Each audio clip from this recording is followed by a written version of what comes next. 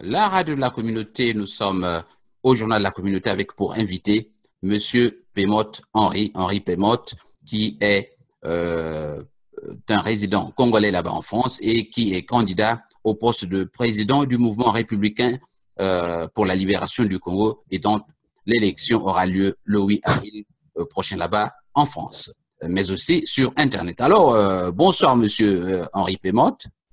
Bonsoir, monsieur. Et oui, avec vous, nous allons parler de l'élection de votre élection, bien sûr, puisque vous n'êtes que le seul candidat à ce poste, le 8 avril prochain. Alors, le 8 avril, les Congolais iront voter le président de la diaspora. Vous serez, une fois élu, le président de la diaspora congolaise, mais aussi, j'ai appris que vous serez le président par intérim. C'est gros tout cela, monsieur Pemote. C'est peut-être gros, mais le problème, c'est qu'on ne peut pas reprocher à une diaspora de s'organiser. Toutes les diasporas, généralement, qui ont mené des luttes pour changer des choses dans leur pays, se sont organisées. Et il nous le faut, ça. Il faudrait qu'on ait une organisation et qu'on assume les tâches qui nous incombent pour libérer le pays. Vous savez très bien ce qui se passe en ce moment au pays. Donc, il faut que la diaspora puisse s'organiser, surtout s'unir et mener le même combat avec les mêmes intentions. Alors, monsieur Pemote, vous êtes certainement connu des Congolais parce que déjà en 2009, vous étiez candidat au poste de président de la République du Congo. C'est gros cela. Donc, ceci n'est que vous redescendez en quelque sorte un peu plus bas, hein? Me semble-t-il, votre candidature n'avait pas été acceptée à l'époque. Tout à fait, mais le combat de la résistance ne consiste pas à descendre tout bas. Le combat de la résistance consiste à une consistance. Et il faut savoir où est-ce qu'on veut aller, donc où est-ce qu'on veut mener les Congolais. Parce que le Congo est un pays aujourd'hui qui peut vivre royalement de ses revenus. Mais le peuple est marginalisé, terrorisé, alors qu'il y a une forte diaspora qui peut s'organiser éventuellement pour se faire entendre au niveau du Congo. Donc, ma candidature n'a pas été retenue. Pourquoi? Parce que justement, je n'avais pas vécu 2 ans là-bas. Mais attention, je savais avant de poser cette candidature et j'avais incité à ce qu'il y ait une conférence de raison. La conférence de raison consistait à quoi? Que tous les partis se retrouvent et les associations, de telle sorte qu'on puisse ériger une constitution convenable où tout le monde devrait être pris en compte. Malheureusement, la diaspora n'a jamais été prise en compte au niveau du Congo. Nous n'avons pas le droit de vote, nous n'avons pas le droit de nous représenter dans notre propre pays malgré les luttes qu'on peut mener à l'extérieur, malgré les contributions qu'on peut faire pour qu'il y ait un changement. Et là, c'est tant mieux que la diaspora se réveille pour que nous soyons unis de telle sorte que nous faisons revendiquer ce qui nous revient de droit. Alors, monsieur Pemote, il y a beaucoup de vos amis, de collègues là-bas qui n'ont pas tenté leur chance. Qu'est-ce qui vous a particulièrement séduit dans ce que les membres de cette commission vous auront présenté comme le projet, en quelque sorte, du nouveau Congo après les élections? Qu'est-ce qui vous aura particulièrement marqué? Alors, ils ne m'ont pas représenté parce que ce n'est pas un choix. C'est qu'il y a eu un appel à la candidature. Mais l'appel à la candidature était ouvert. La candidature est ouverte, c'est-à-dire que tout le monde pouvait poser sa candidature. Le problème, c'est que moi, j'ai vu ces jeunes-là travailler. Et puis, j'étais au Congrès. Donc, ils ont été désignés pour essayer de rapprocher la population. Ils ont fait leur travail minutieusement, avec des règles et des lois. Moi, j'ai trouvé que ces règles et ces lois-là me convenaient, moi, et que je pouvais donner une chance à la jeunesse congolaise de leur porter jusqu'à ce qu'ils puissent justement créer le chemin de la libération. Je me suis posé candidat sans me poser des questions, puisque c'est conformément à ma lutte de tout temps. Donc, je me suis posé candidat. Maintenant, tout un chacun avait le droit de se poser candidat. Hein. C'est-à-dire que la candidature n'était pas fermée. Hein. Ce n'était pas vissé pour que ça soit qu'un candidat unique. C'est qu'un candidat unique, Henri Pémotte, et que ça soit que ça. Ça n'avait rien à voir. Voilà, Monsieur Pémotte Henri, vous êtes un cadre congolais. Alors, est-ce que vous avez, j'allais dire, à votre actif des réalisations concrètes, parce que nous voulons du concret. Avez-vous dans votre vie déjà fait des réalisations qui devraient ou qui forcent l'estime des Congolais? Alors, les Congolais qui m'ont approché savent à peu près ce que j'ai fait. Déjà, mis à part la candidature qui est venue beaucoup plus tard, en 99, en fait, j'avais l'Institut que vous avez vu, qui est une association Fortitude, Espace Avenir Solutions Fortitude, regroupait, c'était un centre de formation socioculturelle qui regroupait tous les intellectuels de la diaspora. Et tous les intellectuels de la diaspora y venaient. Et dans cet institut, d'ailleurs, on a, à cette époque où les étudiants congolais avaient des difficultés parce que les bourses ne venaient pas, parce que justement, ils pouvaient se retrouver dehors sans hébergement puisqu'ils ne pouvaient pas payer leur loyer. Ils n'avaient même pas les possibilités de saisir leur mémoire et leur thèse. J'ai mis à disposition mes 3 secrétaires pour des saisies gratuites de thèse et de mémoire qu'ils ne payaient pas. Et j'avais une caisse où je prêtais de l'argent aux étudiants congolais pour qu'ils puissent s'en sortir.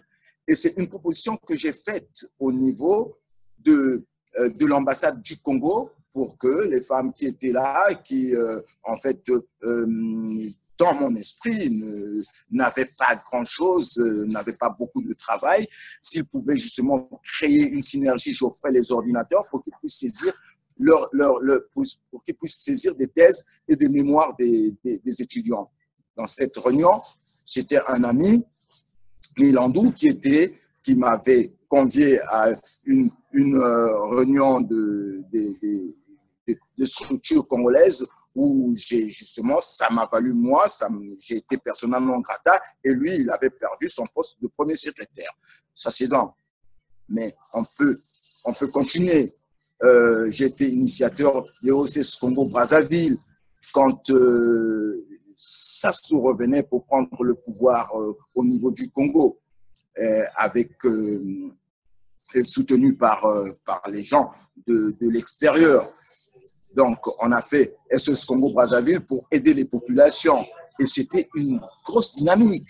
Il fallait voir justement la puissance de la diaspora à cette époque. Et ça, les gens ne savent pas. Et je me suis retrouvé avec des tas de marchandises entassées qui, finalement, certains ont été ramenés, mais d'autres non. On s'est retrouvé dans des réunions où on parlait de ça, mais entre-temps, c'est-à-dire que où il y avait l'ensemble de tout le monde, de tous les mouvements.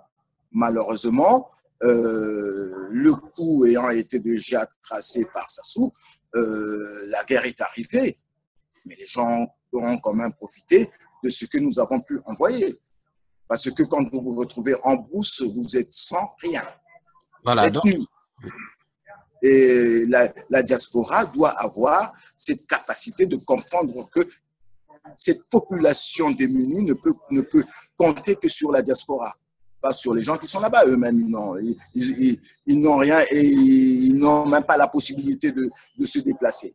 Alors donc Monsieur Pémotte, je rappelle que nous recevons à ce micro du journal La Communauté Monsieur Henri Pémotte, qui est candidat au poste de président du mouvement républicain pour la libération du Congo et dont l'élection aura lieu le 8 avril prochain. Alors, vous aurez au soir du 8 avril prochain un gouvernement, c'est-à-dire une équipe autour de vous. Est-ce que vous avez déjà une fiche technique? Est-ce que en quelques 45 secondes, quels sont les problèmes urgents que vous entendez aborder au cours de cette réunion initiale avec vos amis de la diaspora?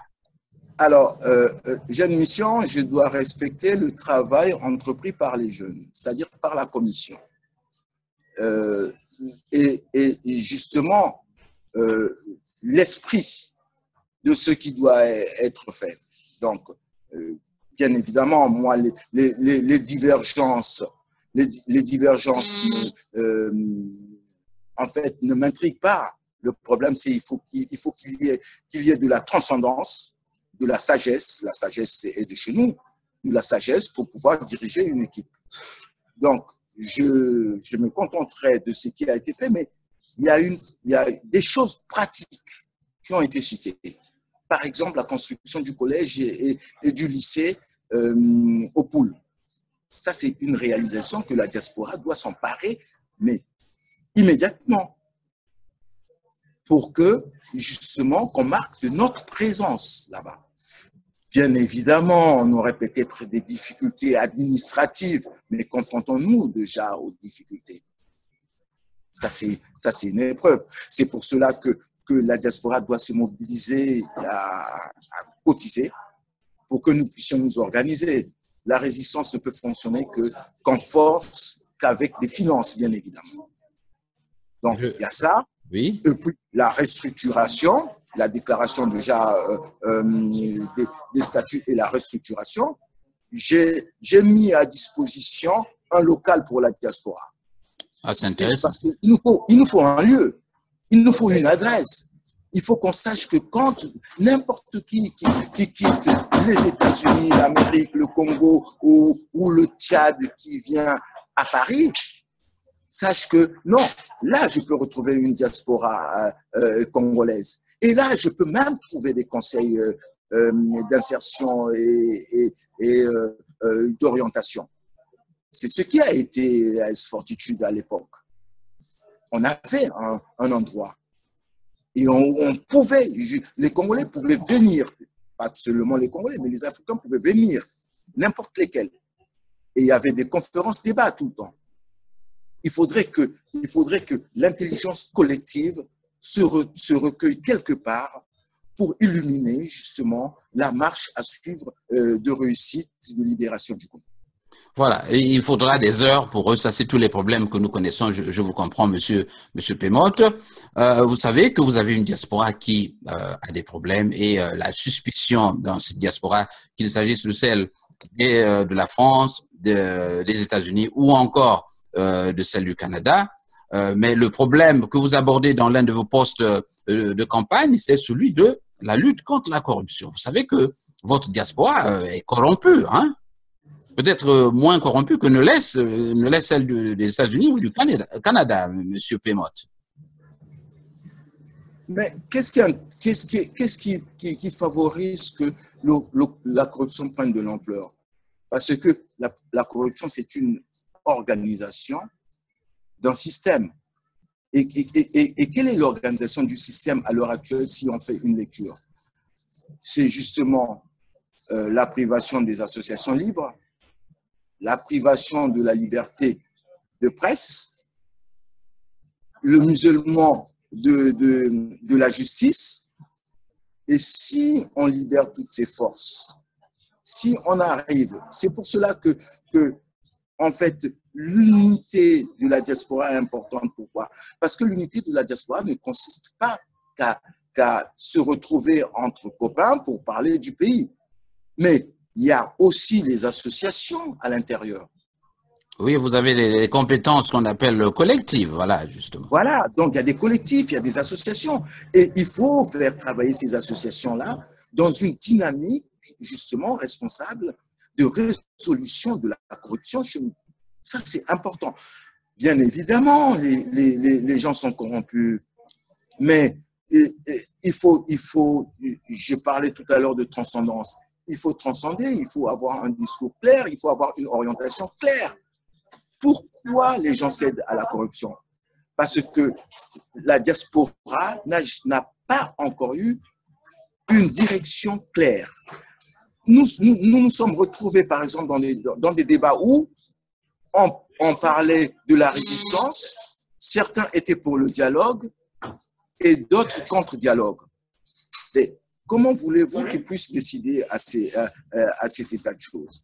Ce qu'il faut, il faudrait qu'il y ait une direction claire. Ou on est pour le dialogue en ce moment-là et on ne parle pas de résistance, ou on n'est pas pour le dialogue du tout parce qu'on sait celui qui est en face, donc on est dans la résistance. Et il faudrait mener des stratégies plausibles pour arriver justement à terme de notre résistance. Voilà. Monsieur Pémo, une question qui me vient à l'esprit, celle de... je sais que vous êtes un technocrate, mais vous êtes là dans le domaine politique déjà. Vous allez diriger des hommes politiques. Or, nous savons que, par définition, définition que je vais emprunter à un auteur que nous avons étudié quand nous étions à l'université, notamment Duverger, qui parle de la politique comme, cependant, ambivalente, comme les deux faces de Janus. Donc, dans ce groupe-là que vous allez diriger, vous aurez aussi bien de pratiquer la science politique, mais aussi la ruse, l'art. Donc, vous serez au milieu des gens extrêmement rusés. Avez-vous une méthodologie comment allez-vous y prendre dans ce milieu-là de politiciens, j'allais dire? Alors, moi, j'ai en fait en conscience ce que avait dit Frantz Fanon. Vous savez que Frantz Fanon s'est battu pour les indépendances des pays africains, particulièrement de l'Algérie. Et Frantz Fanon disait, politiser la masse, c'est de faire comprendre à la masse que tout dépend d'elle. Le problème, c'est qu'il faudrait qu'on fasse comprendre à notre population que tout dépend d'elle.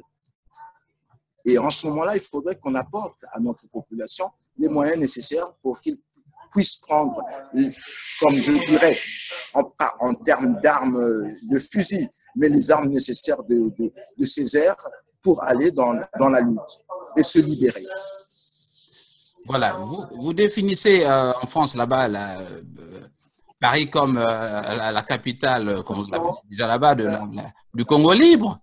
Alors, vous serez en dehors de cette étiquette de président de la diaspora, mais on croit que vous allez commencer déjà à assumer des tâches d'intérim, président congolais. Alors, comment sur le terrain, je reviens sur cette question que j'ai eu à poser aux autres, notamment les membres de la commission, qu'entendez-vous réaliser sur le terrain et qui vous permettent déjà de vous comporter comme un président?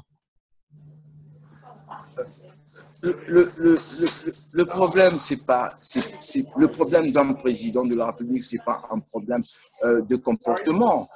On est dans l'habit de la responsabilité ou pas. C'est une responsabilité énorme. La responsabilité énorme.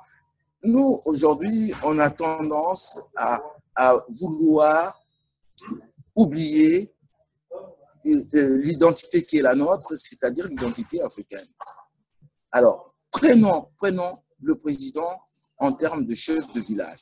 Mis à part les sages qu'on nomme maintenant par un président de la République parce qu'il a de l'argent, il s'est fait nommer et éventuellement il peut acheter les consciences. Mais prenons par rapport au chef du village. Le chef du village, c'est celui qui a la capacité d'écoute. Dans des sociétés comme celle-ci, d'ailleurs, on est en train de parler de ça, dans des sociétés comme celle-ci, le bon orateur, c'est celui qui a le verbe, c'est-à-dire que le tribun qui parle toujours. Mais chez nous, le tribun, c'est celui qui a la capacité d'écouter. Et il faudrait qu'on développe cette capacité d'écouter. Mais l'écoute ne veut pas dire s'opposer à la contradiction.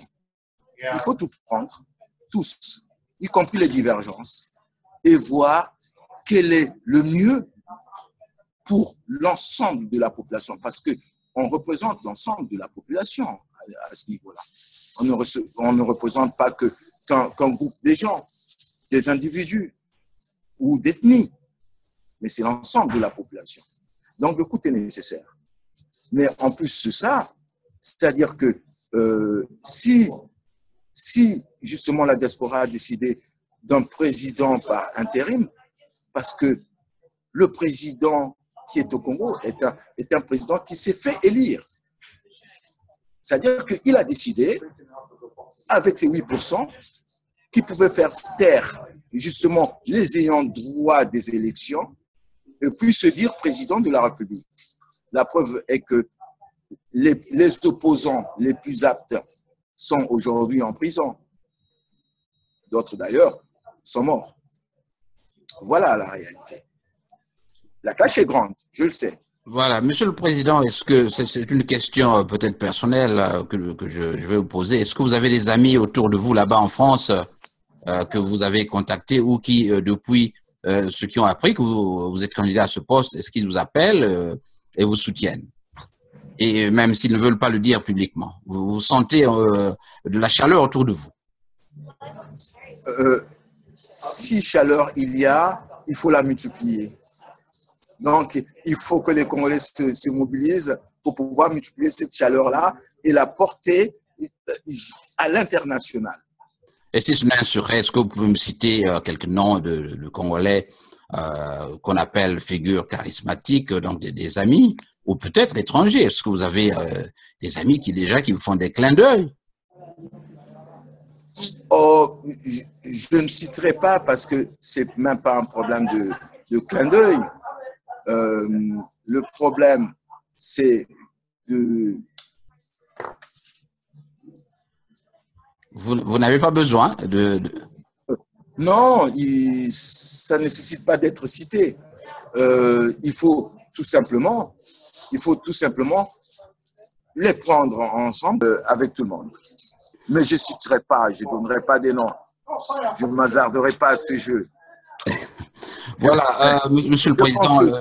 Je suis suffisamment moi-même pour ne pas jouer au jeu, de vouloir croire qu'il suffit d'utiliser des noms pour que éventuellement qu'on puisse savoir qui suis-je.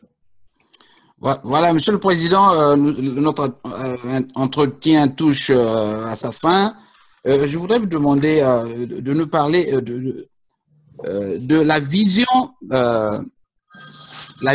que vous avez de votre pays. Ce sera une esquisse peut-être de conclusion. La vision que vous avez de votre pays.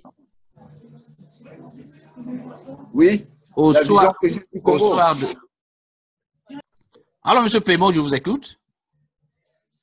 Alors, si on veut unir tous les Congolais, je reviens encore sur justement ce que je disais au commencement. Il faudrait justement aller au-delà. Si on veut unir tous les Congolais, il faudrait effectivement faire de telle sorte que tous les problèmes que connaissent les Congolais soient mis à plat. Bien évidemment, il y a cette organisation des partis politiques qu'il faut revoir. Il faut revoir. Il faut en discuter. Il y a des gens qui ont toujours été là, qui ont toujours profité du système. Il faut le voir aussi. Mais sans pour autant qu'ils soient dans des conflits. Il faut trouver des solutions plausibles de telle sorte que le peuple se retrouve dans la reconstruction du Congo. Et pour que le bas peuple puisse se retrouver dans la reconstruction du Congo, il faudrait effectivement, remettre à plat tout et créer une idéologie nouvelle et une dynamique nouvelle, une réorganisation, y compris des partis politiques pour aller de l'avant, y compris même de la construction de l'organisation de notre société, c'est-à-dire ce qu'on appelle les institutions. Moi, quand j'étais candidat en 2009,